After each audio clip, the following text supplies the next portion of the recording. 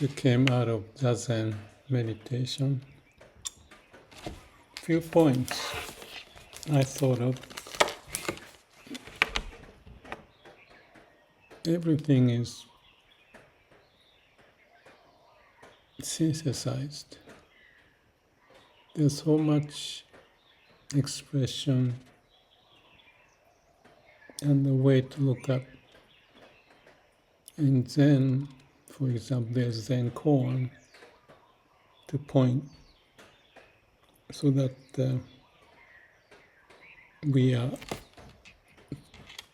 at the core secure. And one of the expression I often think of is being at the eternal home. And what it means is, even if we have thought, ideas into the future, in the past, we can only live in the now. If you want to go into scientific field, what was his name? There's a model some scientists came up with, which is the cone of the past. At the center is now, and then another cone into the future. Some Minkowski, I forgot his name. Anyway, the name is not that important. So the center point, the critical point is now. And in the now, what's happening, the term I often think of is at the state of, absolute state of being. ASB, absolute state of being. So the thought like a fake, or if I think about the thought, it goes with the brain, and the extension of the brain is AI. So what the AI does is emulating the brain activity, and as the word large language model indicates, the chatbot use the word and logic.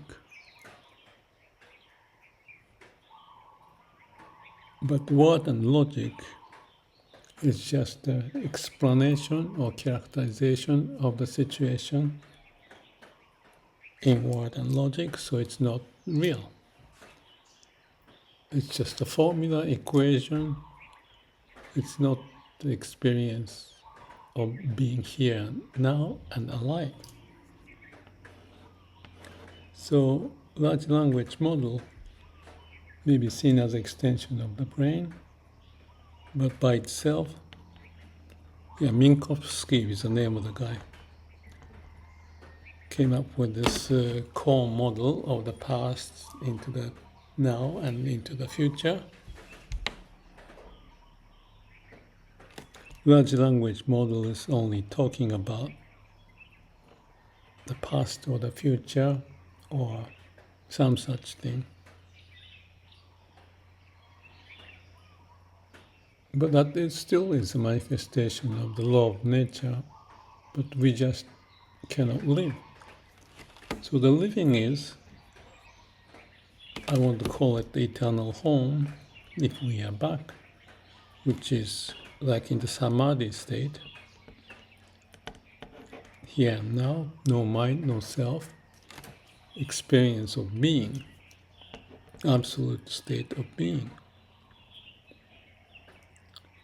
So that's awakening, because you're not caught up in the mind and see the fakeness of the mind. Not real. It's convenient. So when you're dying, no matter what you think, you are just dying.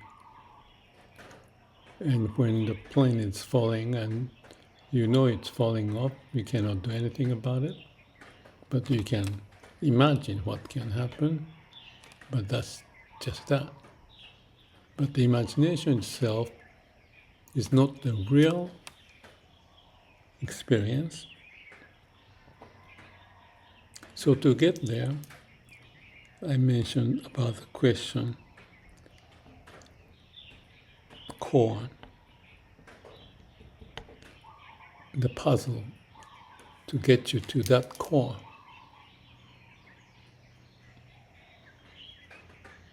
So all the asking questions in your mind doesn't go anywhere until you get to the core. That's the core.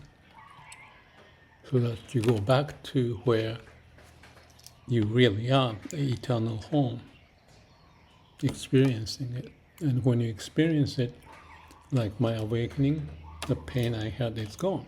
Its pain is created in my mind. But in the reality of that moment, if you start to realize what's going on, it's just that.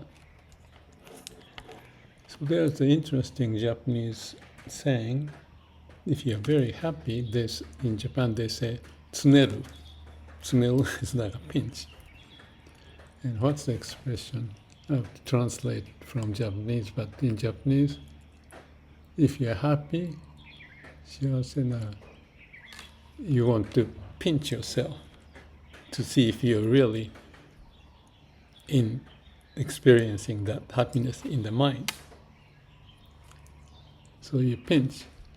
So interesting expression, the pinch. So if you pinch, you realize you are there, here, now. So pinch, pinch, pinch. It's know as it is what's going on in the now. So like in Vipassana, we scan throughout the body what's going on. It's not pinching, but it's observing what's going on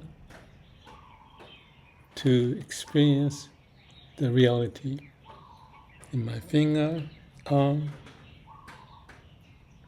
and you have this connection at the root level that you sense.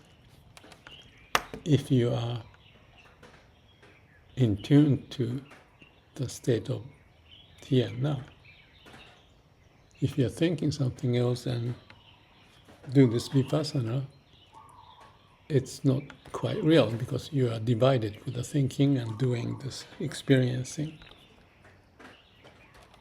If you're advanced, you can do that, but the training or zazen, meditation is the same, to realize what's going on as it is, absolute state of being.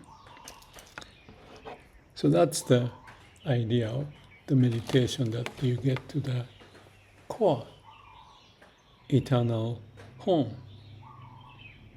Prodigal son goes out and come back. But when you come back, you start to think again, and the prodigal son goes out and come back. So it's like a back and forth, the brain and heart and connection. But at the critical element is, if you keep asking, there's nothing. It's just a state of being. Planes falling, you are dying, you are happy because of you hit the jackpot or something, and I go through that and I feel great. But you don't go overboard, because then it starts to get addicted to it, and then you keep pushing and then going back and forth instead of knowing the center, eternal home. So that's awakening, and you have to keep on doing because we keep using the brain. But the balance between brain and heart, or connecting to the root, and still be able to think, so that with that state of absolute state of being, you can go and balance out, up, go to the brain, or connecting, go to nirvana, but come back and dilute it, and then go to nirvana. So that's like Saichi Myokoni says, I'm living. And if I don't get diluted, I don't know what the nirvana is, or Pure Land is. Balancing. So when you think about balancing, one way to see is, I think it could be interesting to think about riding the wave, surfing, balancing. And when you are in that balancing situation, physically, if you think about it, like in meditation, sitting and then balance out. In that state, and no mind and clear about the experiencing what's going on in each of the cells, then you have this aliveness. And that's when I can think of this concept of Indra's net. Everything is connected to each other, and there's no center. It's just depending upon the situation, things happen. So as in the case of Vipassana, to look inside of body and how things are, and some void and some are excited, and then you get awakened, and all the aliveness comes back, and you feel great, and it settles. But you may feel empty, but everything as it is. So in that state, as if you're feeling all the cells, and the cells connecting to each other, and certain area is a void, so there may be blockage or bottleneck, and when you pay attention to it, it may open up.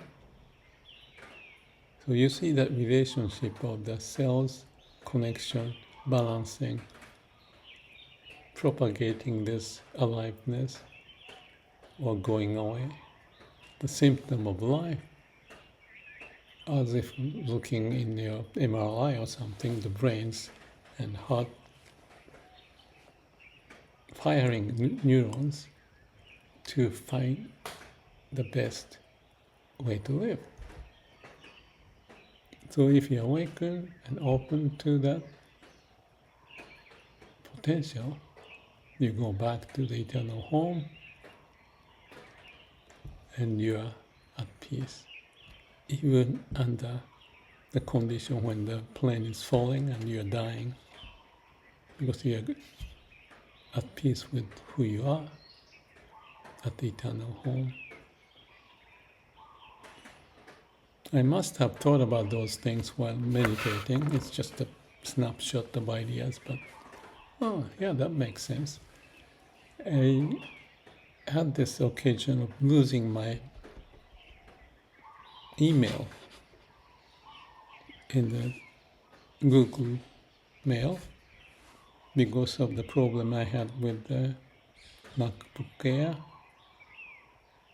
and the AI ID, not AI, I'm sorry, Apple ID.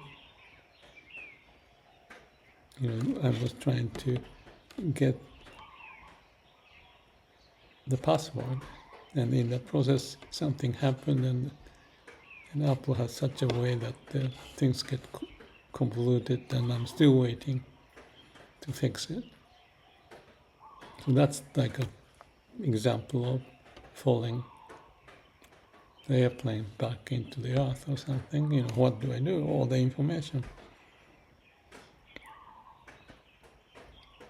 But still, whatever happens, I am at home in principle and in reality, here and now. So if we have that sense, confirmation, being at eternal home, whatever happens, just a thought popped up. In the shogun era, there are some shoguns fighting, and one of the major one, Hideyoshi, was the shogun who conquered Japan, and when he was dying, he left this haiku-like expression, which says something like, the stuff that happened in Naniwa, which is like Osaka area, is a dream, and dream of the dream. It's a dream of the dream. That's the life, if you reflect back. And the way you realize that is realizing the now, here, what's going on, reflecting, not pinching yourself, but just thinking, oh, that happened, it's all gone. No matter how much wealth, fame you may accomplish, or all the things you do, everything is impermanent. To realize that, to be with it, be at the eternal home. That's the kind of thing I thought about when I was meditating this morning. Too much mouthful, too many ideas.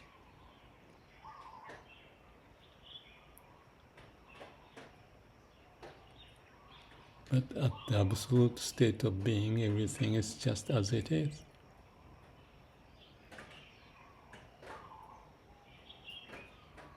You feel it?